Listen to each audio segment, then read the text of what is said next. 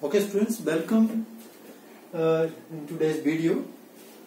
आज हम स्टडी करेंगे motion of charge particle inside electric field and magnetic field. First of all we will study the motion of a charge particle purely in electric field. What type of the path the charge particle will follow. Then we will study the motion of charge particle purely in magnetic field. What type of the path the charge particle follow in the magnetic field, and different related terms we will study in that part.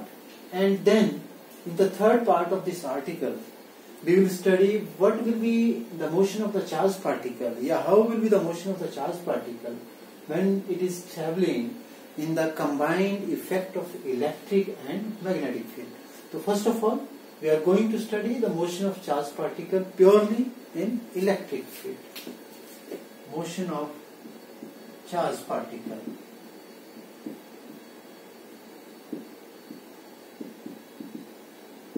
in electric field.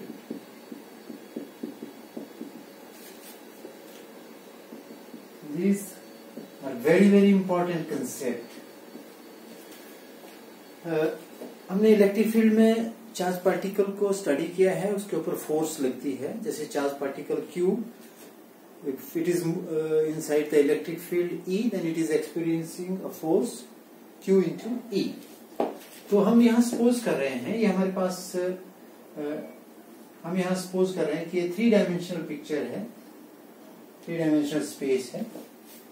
इस तरफ को x axis, इस तरफ को Y axis है. Clear? हमारे पास यहाँ 2 plates हैं. एक प्लेट ये है,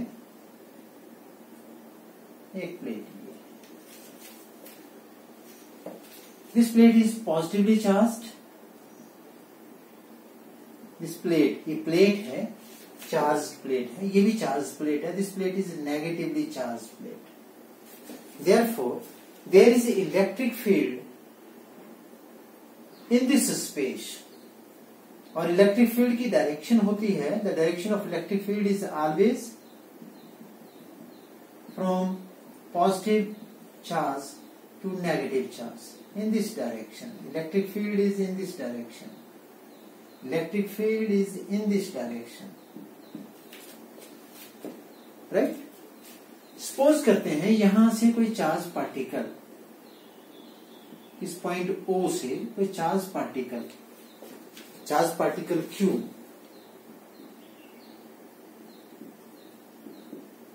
हैविंग मास m, उस पार्टिकल का मास m है, having mass m, enters electric field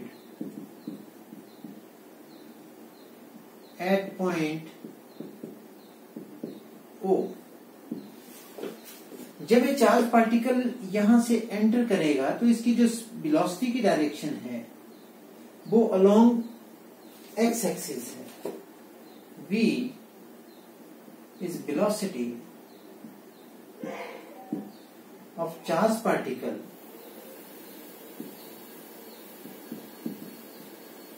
at point O. और किस तरफ को है ये velocity? v is the velocity of the charge particle at point O in x-axis direction. या along x-axis direction. ये जस्ट हमें जो हमने यहां देख रहे हैं उसी को लिख रहे हैं यहां पे.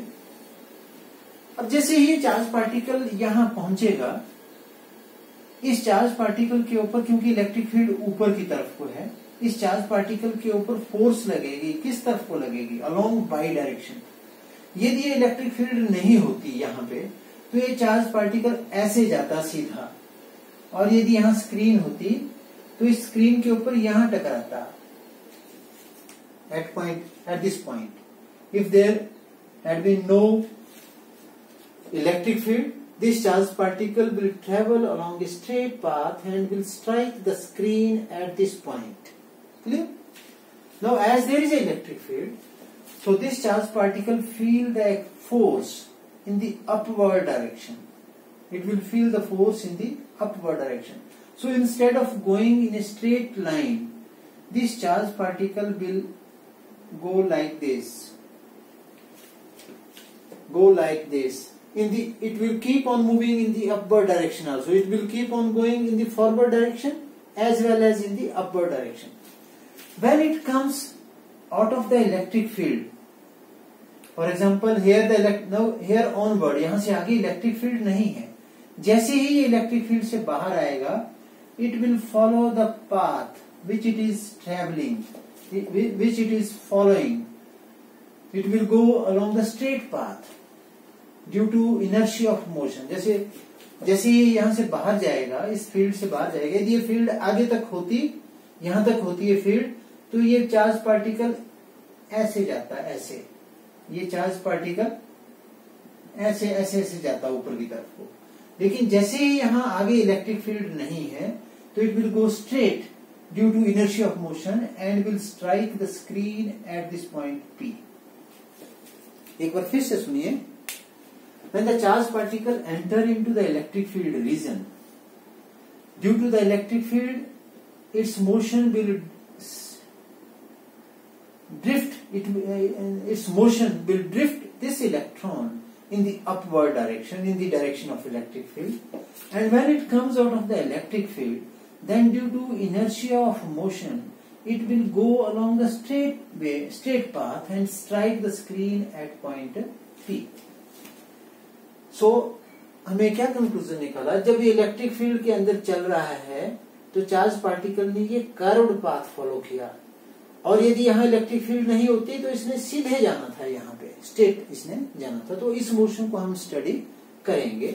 यदि ये चार्ज यहाँ इलेक्ट्रिक फील्ड नहीं होती, तो ये चार्ज पार्टिकल यहाँ पे इस पॉइंट पे स्ट्राइक करता. और यदि इलेक्ट्रिक फील्ड है, तो ये चार्ज पार्टिकल यहाँ नहीं स्ट्राइक कर रहा है, बल्कि एट पॉइंट P स्ट्राइक कर रहा है.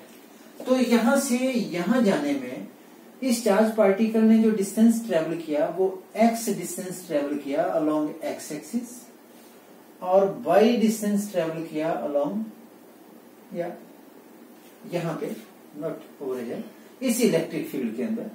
इस इलेक्ट्रिक फील्ड यहां से यहां तक O डैश तक इसने जो डिस्टेंस ट्रेवल किया, वो x डिस्टेंस ट्रेवल किया इलेक्ट्रिक फील्ड के अंदर. इलेक्ट्रिक फील्ड इस रीजन में इलेक्ट्रिक फील्ड में ये यहां से यहां तक गया. कितना डिस्टेंस ट्रेवल किया इसने? x डायरेक्शन में x. और y डायरेक्शन में कितना डिस्टेंस ट्रेवल किया? ये डिस्टेंस, ये y बोलेंगे हम. x is the distance travelled by charge Q along x-axis, and y is distance traveled by the charge along y-axis. कहाँ पे? In the region of electric field. In the region of electric field.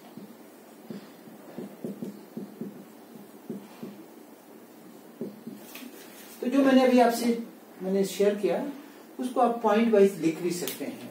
ठीक है, तो आप लिख कह सकते हैं, suppose Q charge having mass m is entering in the region of electric field which is provided by the two parallel plates, and the direction of the electric field is from positive plate to the negative plate. When the charged particle travels in the electric field region, it follows this curved path, and as it comes out of the electric field, it will travel along a straight path due to inertia of motion and strike the screen at point P.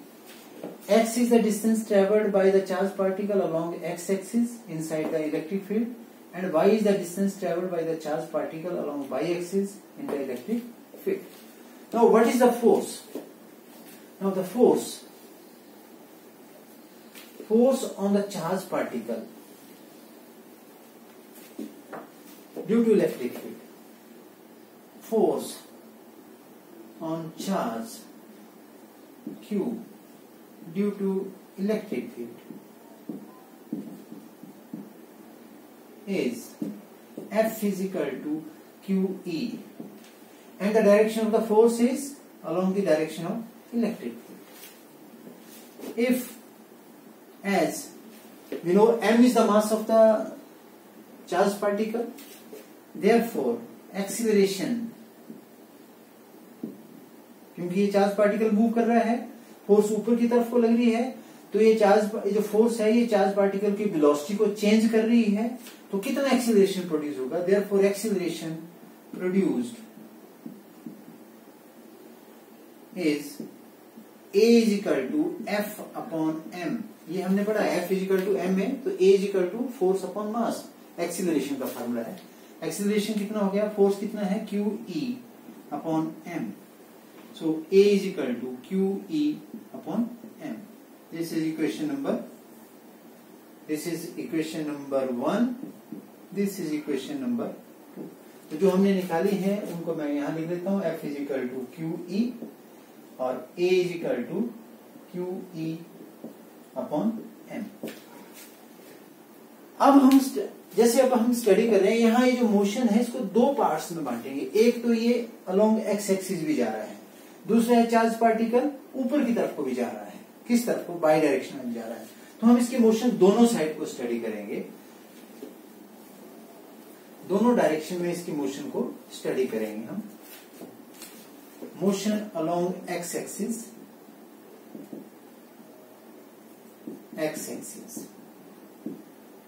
इस तरफ को कैसी रहेगी? हमारे पास जो formula है, जो हमें मालूम है, +1 में हमने स्टडी किया है, वी नो जो इक्वेशन ऑफ मोशंस हैं वहां पढ़ी है हमने. S is equal to ut plus half at square. S जो है वो डिस्टेंस है, डिस्टेंस ट्रेवल्ड. u जो है वो इनिशियल वेलोसिटी है, t जो है वो टाइम है, a जो है वो एक्सीलरेशन है. तो यहां से यहां तक जाने में, इलेक्ट्रिक फील्ड के रीजन में जब जितनी देर में चार्ज पार्टिकल मूव करता है, ये कितना टाइम में मूव करता है? If t is time for which charge Q is moving in the region of electric field. इसको प्रैक्टिस, जितनी बार ज्यादा आप इसको प्रैक्टिस करेंगे उतनी बार आपकी वोकैबुलरी ये इंप्रूव करती जाएगी. Charge Q is moving in the region of electric field. कितनी देर में मूव कर रहा है? टी टाइम के लिए मूव कर रहा है. इसी इक्वेशन को मॉडिफाई करेंगे. यहां पे देखेंगे, अब हम मोशन अलोंग एक्स एक्सिस देख रहे हैं, तो कितना डिस्टेंस ट्रेवल किया एक्स एक्सिस की तरफ को. यहां से यहां का डिस्टेंस, मैंने एक्स बोला था इसको, कितना डिस्टेंस मूव किया इसने? X. As S is equal to X. Okay. यहां पे इस तरफ को कितनी वेलोसिटी थी? जब जैसे ये चार्ज पार्टिकल यहां एंटर किया, कितनी वेलोसिटी थी? v. u is equal to here v. अब फोर्स किस तरफ को लगती है? फोर्स तो ऊपर की तरफ को लग रही है, तो फिर एक्सीलरेशन इस तरफ को कितना होगा? एक्सीलरेशन की डायरेक्शन भी फोर्स की तरफ को ही होती है, एक्सीलरेशन भी फोर्स की ही डायरेक्शन में होता है. तो एक्सीलरेशन तो फोर्स ऊपर की तरफ को लग रही है, तो एक्सीलरेशन भी ऊपर की तरफ को लग रहा है. तो एक्सीलरेशन का कंपोनेंट इस तरफ को कितना होगा? Along X axis. एक्सीलरेशन का इफेक्ट इस तरफ की वेलोसिटी पे कितना होगा? इस तरफ को नहीं वेलोसिटी बदल रही है, वेलोसिटी ऊपर की तरफ को चेंज हो रही है. a is equal to 0 along X axis. X axis की तरफ को एक्सीलरेशन कितना है? 0 है. तो पुट करिए यहां फार्मूले में. देयरफॉर s की जगह लिखेंगे x is equal to u की जगह लिखेंगे v इंटू टी प्लस आगे 0. एक्सीलरेशन 0 हो गया तो 0 हो गया. तो x is equal to v t, और इसको भी हम, ये फार्मूला हमारे पास x की वैल्यू आ गई, और t is equal to x upon v. This is equation number 3. इसका यूज करेंगे हम. x t is equal to x upon v.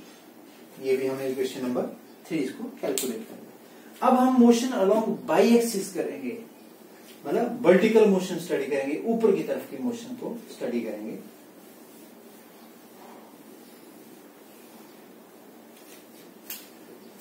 Motion along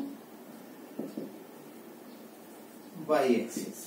दोबारा वही formula, S is equal to U T plus half A T square, इसी का formula यही use करेंगे।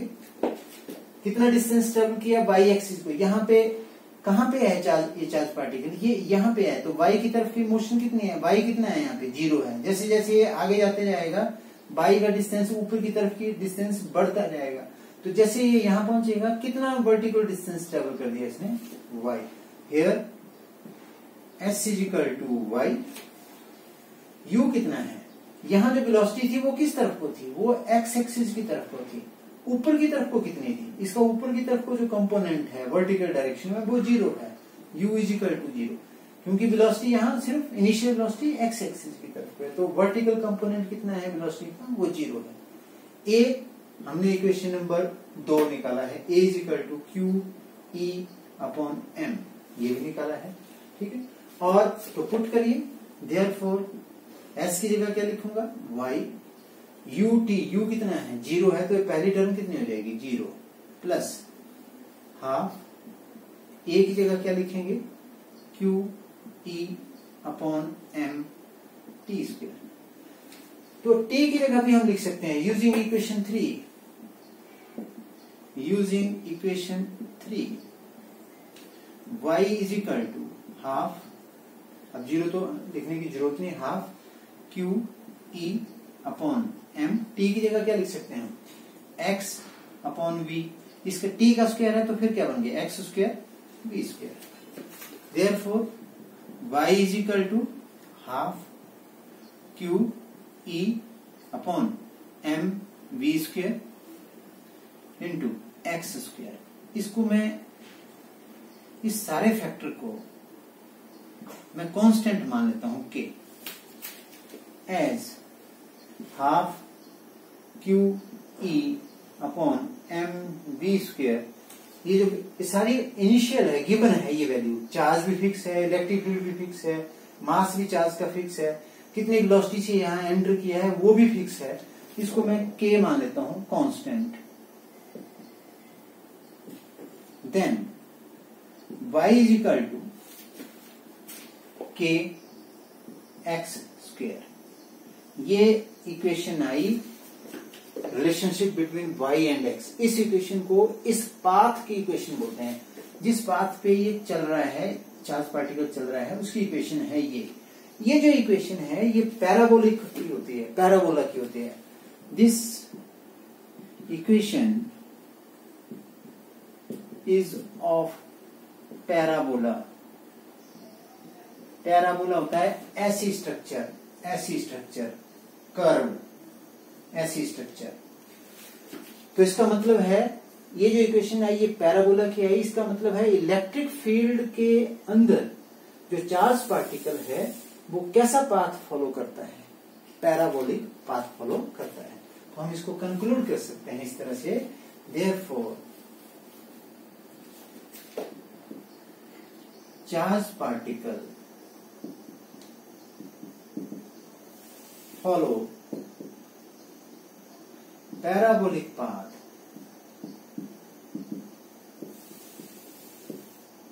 when it is moving in electric field region, तो ये very important concept है कि जब भी कोई चार्ज पार्टिकल इलेक्ट्रिक पाथ में मूव करेगा कैसा पाथ फॉलो करेगा, पैराबोलिक पाथ फॉलो करेगा, कर्व पाथ फॉलो करेगा। जैसे इलेक्ट्रिक फील्ड से बाहर आ गया फिर से स्ट्रेट पाथ फॉलो करेगा। तो दिस इज द कंसेप्ट। यही मैं आपसे पहले पार्ट में शेयर करना चाहता था कि चार्ज पार्टिकल कैसा पाथ फॉलो करता है। सेकेंड पार्ट में इसके बाद के वीडियो में मैं आपको शेयर करूंगा कि motion of a charge particle purely inside the magnetic field. Thank you.